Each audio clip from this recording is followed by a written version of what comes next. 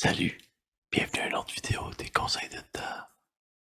Euh, à soir, on magasine une minivan. Ah oui, t'es un papa toi aussi. Alors, j'imagine que tu es dans le marché pour ça. Dans mon cas, ça va être la troisième. Les deux premières, ça a toujours été des Dodge Grand Caravan parce que pour moi, une minivan, il fallait que ce soit assez peu cher pour que j'ai pas peur de la maltraiter un peu.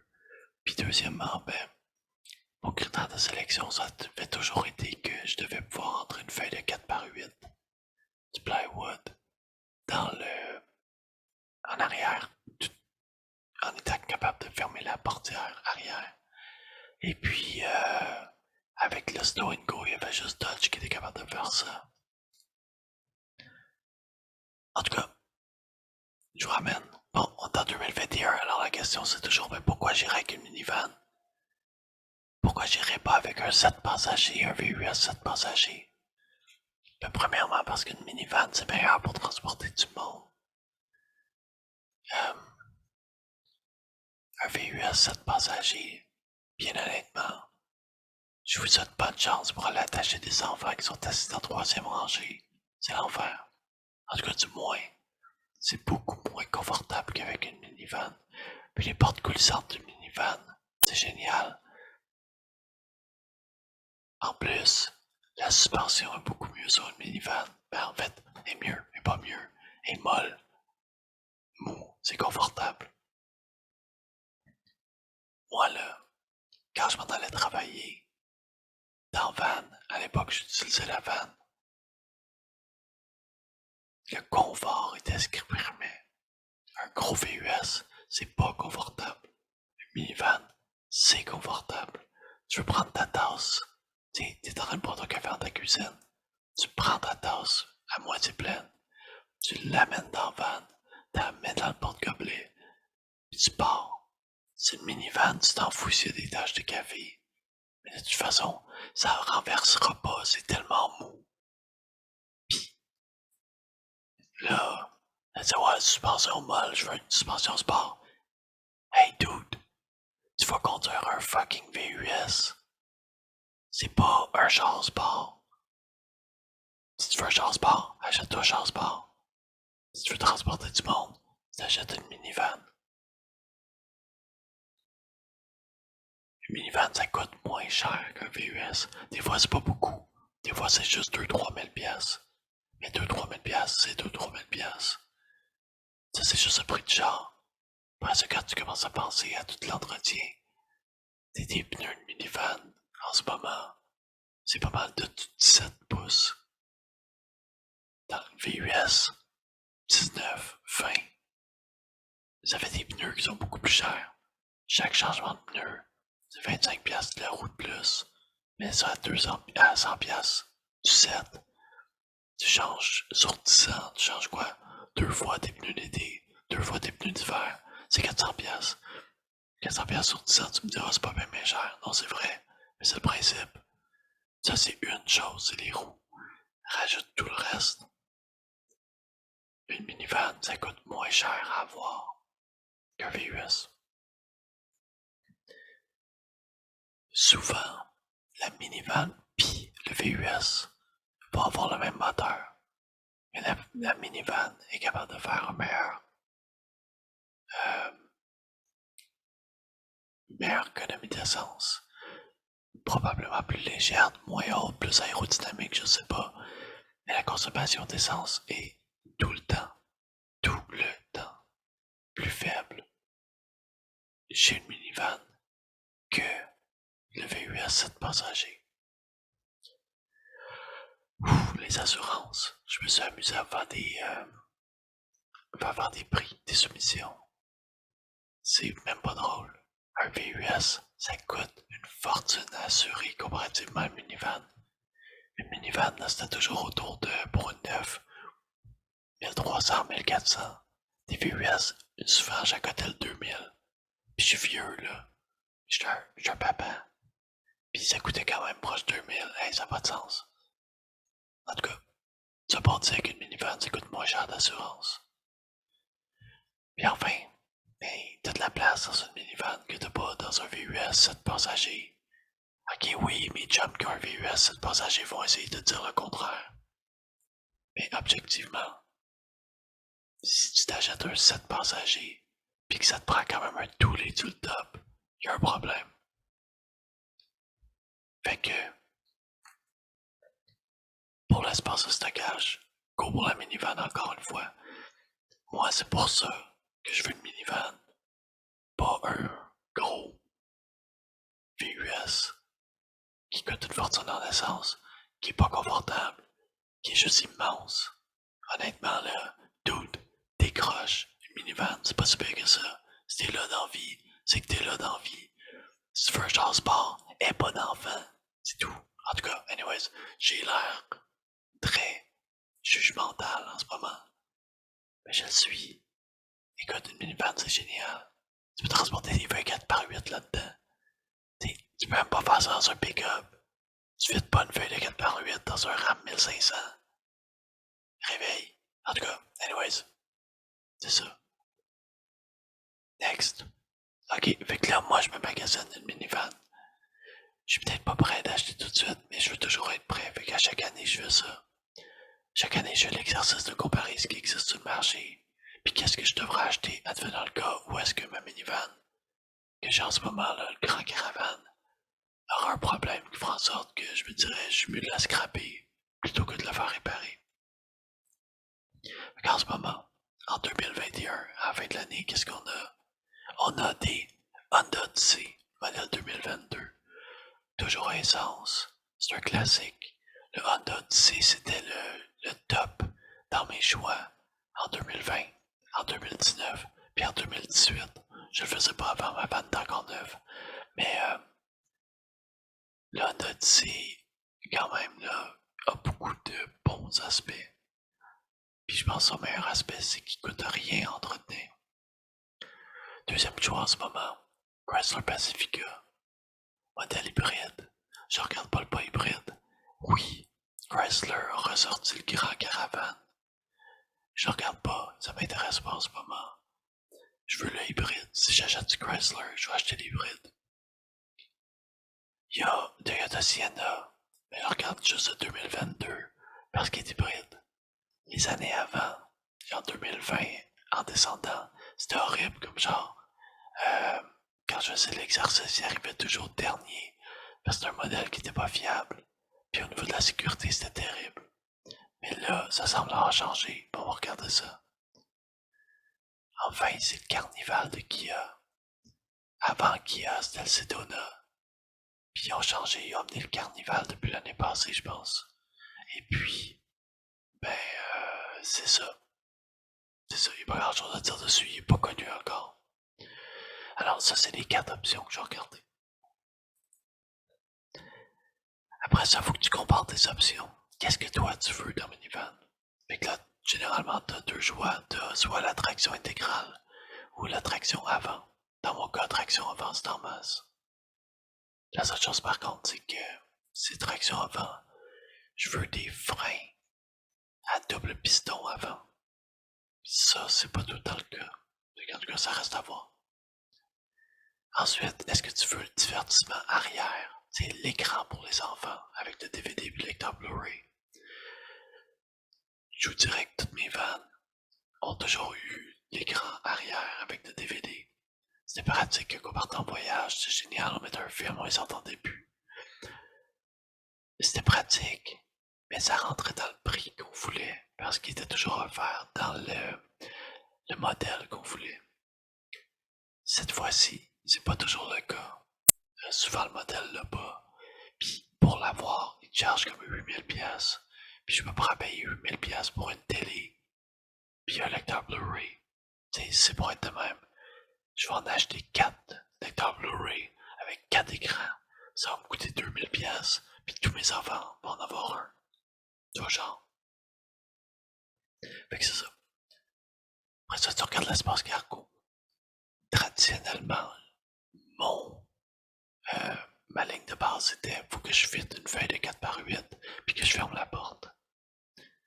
La porte du rayon là en arrière. Là, c'est la première fois que je magasine, puis j'ai pas ça comme critère. Parce que la prochaine van, je la magasine un petit peu plus haut de gamme. Et puis, j'irai pas y foutre des matériaux de construction. Dans le fond, c'est pour la prochaine. Je vais prendre un petit hitch. Je vais m'acheter une remorque. Une petite remorque qui est capable de faire ça. Et puis la vanne va rester propre. Parce que la caravane est dégueulasse. Tu sais, à transporter du chips, du plywood, de tout, là, tu sais, époqué. La prochaine, elle sera pas. Je vais garder 10 ans, puis je vais garder propre. Fait que l'espace cargo, c'est moins important cette fois-ci. Par contre, le prix reste important. Tu sais, une minivan, là, à part le grand caravane, c'est que ça part à 40 000. Puis ça finit à genre 75-80. C'est cher. Alors, le prix il va être important dans ça. Après ça, les options de confort. Là, dans celle-ci, ma base, c'est les sièges chauffants. Fait que ça élimine pas grand chose. Ils l'ont presque toutes de série. Si je peux avoir le volant chauffant, tant mieux. Siège ventilé, si c'est disponible, tant mieux, mais c'est pas un must. Qu'est-ce que je veux d'autre? Le moins de choses électriques possible. Genre, si je peux avoir une vraie clé, go pour la vraie clé, ça pète pas cette affaire-là. Tandis que des systèmes qui laissent, si ta clé à brise, bonne chance. Puis c'est beaucoup plus facile à voler. En tout cas, tout ça pour dire que c'est la première étape que tu devras faire. Après avoir découvert c'est quoi les modèles, c'est quoi les options que tu veux. Une fois que tu as trouvé ça, là tu trouves quel modèle que tu veux. C'est qu'il y avait les trims en anglais. Fait que c'est quoi le modèle qui t'intéresse? Une fois que tu sais ça, là tu vas magasiner tes problèmes. Le site Car Complaints qui trace tous les problèmes aux États-Unis pour les modèles. Fait que dans le fond, les rappels, les plaintes, tout ça. Bon, je m'excuse, il est tard. Ben, regardez, il n'y a pas grand chose. Dans le fond, tu regardes la note, tu sais que c'est le seul qui a déjà des plaintes. Pour le nouveau modèle, ça s'augure pas bien. Généralement, là, les plaintes arrivent au compte-gouttes. Puis le 2022, il est pas sorti depuis 10 ans, là, il est sorti depuis quelques semaines. Alors, j'aime moins ça. Chrysler, le Pacifica hybride, le modèle 2022 était pas là, 2021 non plus, alors j'étais obligé de remonter à 2020 pour du hybride. Puis il n'y a toujours aucun problème. Alors, ça semble être vraiment un bon modèle.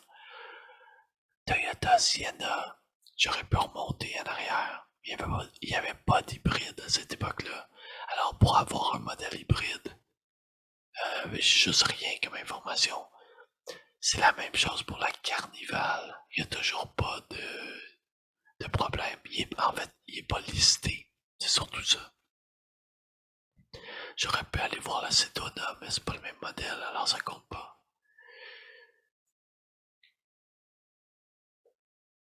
Quand j'ai magasiné mon ancien caravane, j'ai fait la même démarche. Je suis allé voir Car Complaints.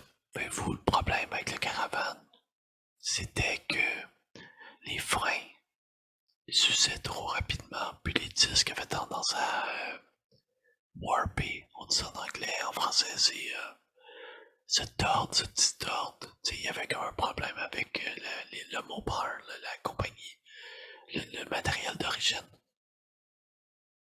Changer des disques, changer des plaquettes de frein, c'est une farce.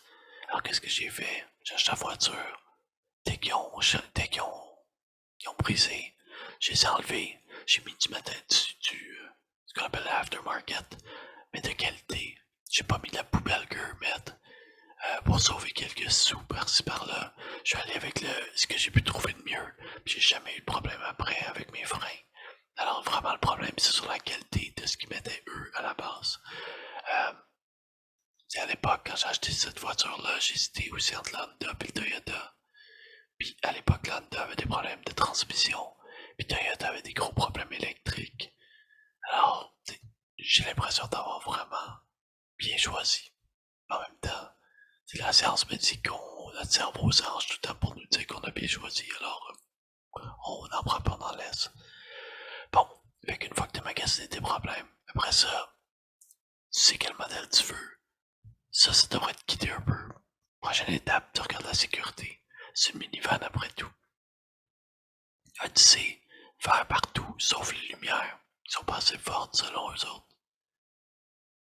Pacifica, vert partout. Le test n'est pas complet, puis il n'y a pas moyen d'avoir tout le test. Alors, mais c'est quand même au niveau de la sécurité, vert partout. Sienna, vert partout. Carnival, j'en ai caché une partie parce que les lumières qui étaient vertes, c'est pas le bon modèle, c'est pas le modèle que je regardais. Alors nous c'est dans le pays, fait que c'est des mauvaises lumières. Vous avez sûrement déjà croisé des camions qui a dans la rue, puis vous les avez sûrement flashés pour leur dire de baisser leur haute. Ben c'est ça le problème avec Kia.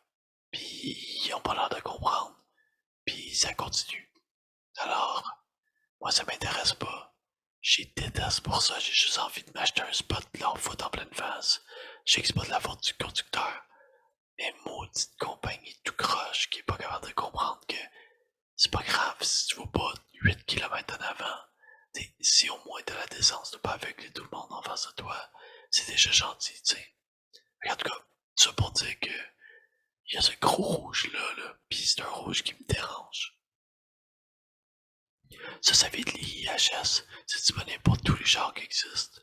Alors, ça vaut à peine d'être consulté. Une fois que t'as fait ça, c'est quel modèle? Ben, qui t'intéresse 50 marques.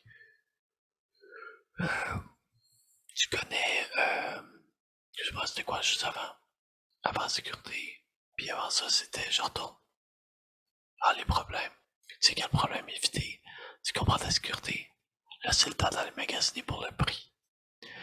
C'est un concept qui s'appelle le coût total d'utilisation. Puis dans le fond, le coût total d'utilisation, c'est quoi? C'est combien va te coûter ta voiture sur le temps que tu vas l'avoir. Dans ce cas-ci, c'est que je compare toujours acheter une voiture neuve à une voiture usagée. J'ai toujours acheté usagé parce que j'aime pas la dépréciation des premières années. Par contre, ça vaut la peine toujours de comparer, puis cette fois-ci, particulièrement. Une voiture neuve, je prévois la garder 10 ans. Si j'achète usagé, je magasine 3 ans de vieux. Ça veut dire que je vais la garder 7 ans pour qu'elle ait 10 ans, avec c'est le modèle 2018. Alors, qu'est-ce qu'on fait? Mais là, on va aller chercher les voitures, puis on va comparer, on va additionner les prix pour différentes affaires. Mais premièrement, qu'est-ce que je vais faire? Je vais chercher le prix total que je vais payer pendant 7 ans. Ça veut dire tous les paiements que je vais avoir fait. Ça se trouve facilement en faisant le calculateur sur les sites des compagnies. T'ajoutes les taxes, tous les frais, et puis tu vas combien ça va coûter sur 7 ans. Ensuite, l'assurance. Combien ça va coûter sur 7 ans? Tu peux avoir les prix d'assurance, puis le prix de l'assurance descend pas tant que ça, pas avant que le modèle soit pas mal plus vieux. Alors, une petite soumission rapide à l'industrie et à l'alliance dans mon cas, pour avoir des prix. J'ai fait pour 9 usagers, puis j'ai remarqué aussi que le prix baissait pas avec l'usager. Ensuite, l'essence sur 7 ans, basée sur le prix aujourd'hui, les consommations des sites internet des compagnies. Pour chacun des modèles, j'ai pris le combiné. En fin d'entretien, sur le site Edmunds.com, il y a moyen de voir. CA a fait la même chose, mais j'aime mieux celui d'Edmunds. Permet de voir combien va te coûter l'entretien et réparation sur 5 ans. Et puis, on peut faire une petite règle de 3 pour avoir 7 ans. Ça se tient compte des garanties du terrain. Alors, en combinant tout ça, ça me permet de savoir en 7 ans combien va me coûter la voiture, combien il va sortir dans mon compte de banque pour payer tout ça. Tadam! Alors, dans nos 4 modèles, Odyssey, EX, RES, qui est le modèle que j'ai choisi qui correspond à mes besoins, Pacifica hybride Touring L+, Sienna hybride XLE Front-Wheel Drive, et finalement Carnival LX+. Alors ça, c'est les 4 modèles que je compare. 9, on parle de 75 000, 70 000, 70 000, 71 000.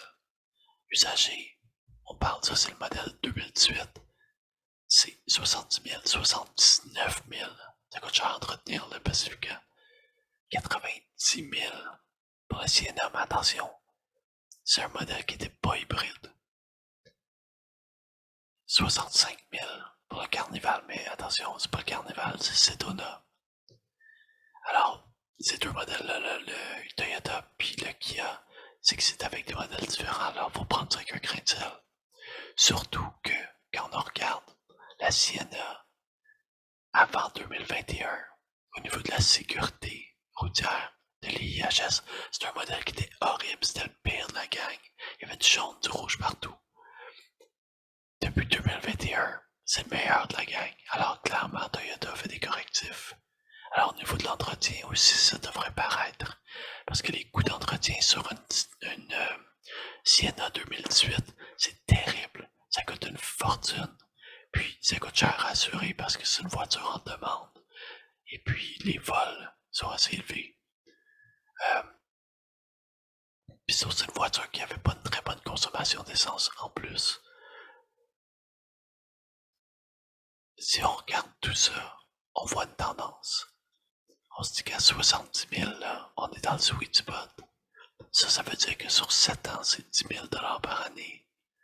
Si on met ça par mois, c'est un peu en bas de 1 000 $. Ça veut dire le prix de la voiture, du financement, l'assurance, l'essence et l'entretien. Tout ça mis ensemble, ça coûte un peu moins que 1 000 $ par mois. Fait que ça te donne une idée de combien tu dois pouvoir payer, te permettre. Si tu veux te permettre une voiture comme ça, c'est beaucoup d'argent. Mais en même temps, si je compare, en ce moment, c'est sûr que mon véhicule est payé. Mais si je compare avec d'autres choses, ben, finalement, c'est pas si pire que ça. Alors, avec quoi est-ce que j'irais si j'achète cette année? Probablement le Sienna. Pourquoi pas le Carnival? Je fais pas confiance à ce qu'il y a encore. J'ai eu un Kia. Il a très mal vieilli. Mais c'est un modèle des années 2010. Il vieillissait pas bien. J'ai des amis qui ont soit le camion Kia ou soit le Sedona. Puis le Sedona a encore des gros problèmes de roulement. T'sais, ils sont toujours sous garantie. Mais ils sont toujours au garage aussi. Ceux qui ont des Telluride, par exemple, qui est le modèle 7 places qui est basé sur le même frame, mettons que le Carnival, a aussi des problèmes. Quand on va sur Car Complaints, il y a pas mal de problèmes, c'est encore avec des roulements pis ces affaires-là. Alors, j'ai pas tendance à faire confiance à Kia encore. Le Honda, c'est pas son année. Pourtant, l'année passée, c'était le modèle que j'aurais pris. Le problème là, c'est qu'il traîne la patte. Oui, il coûte rien à entretenir. Il coûte moins cher l'usager là. C'est lui puis le Carnival, c'est les seuls qui coûtent moins cher, mais le Carnival, faut considérer que la Sedona était déjà moins cher. Le Honda, c'est celui qui coûte le moins à entretenir. Mais, il n'y a toujours pas d'hybride.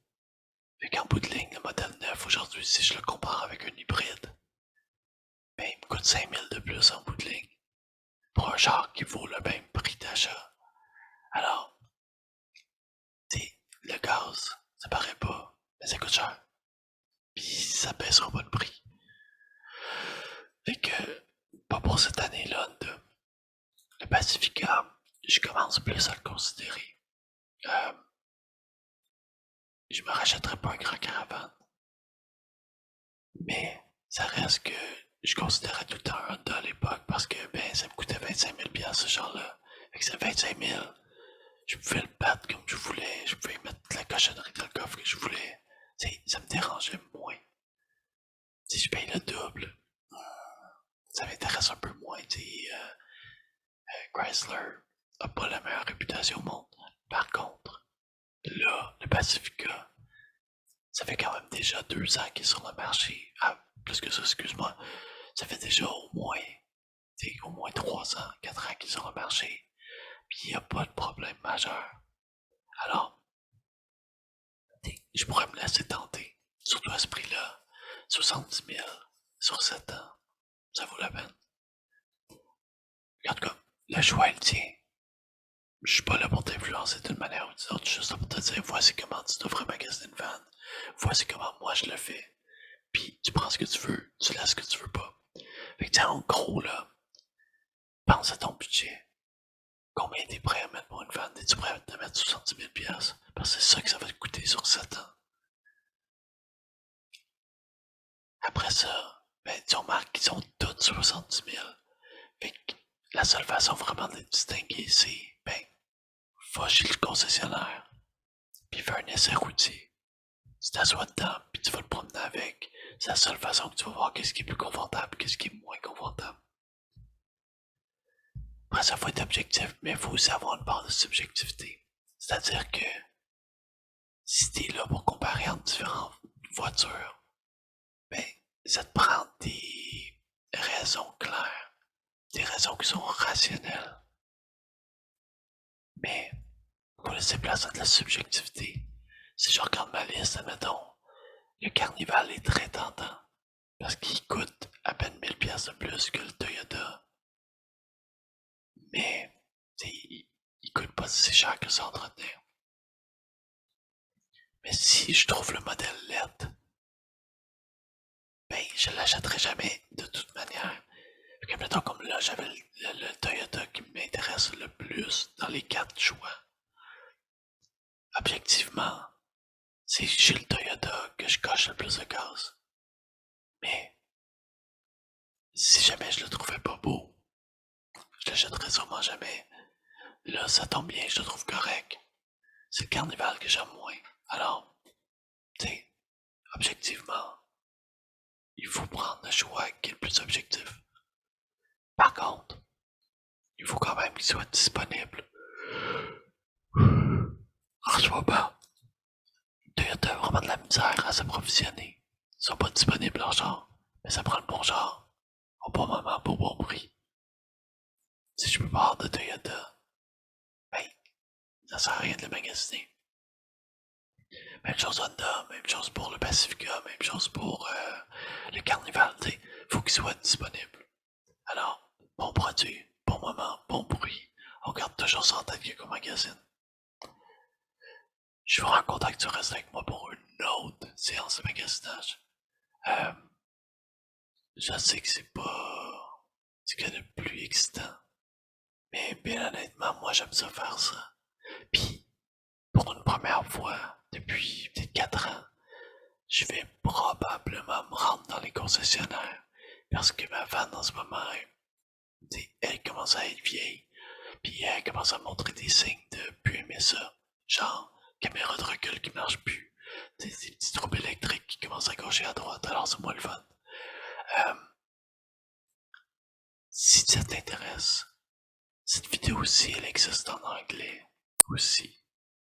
Euh, sur le même canal, alors tu peux le trouver assez facilement. Si tu veux laisser un commentaire, je les apprécie. Il y en a presque pas en ce moment. J'en ai juste du côté anglais, j'en ai pas encore du côté français. Mais bon, t'sais, magasiner une minivan, c'est pas super excitant. Mais c'est pas toujours qu'on fait un achat de 70 000 pièces. Ça fait que, ben, on veut l'acheter comme du monde. Bonne soirée. Je suis désolé d'empailler dans le micro, mais bon, il est rendu tard, puis je voulais finir absolument ce soir. Parce que j'ai envie de passer à un autre magasinage. Fait que la prochaine fois, je sais pas c'est quoi, mais on se rechasera. Salut.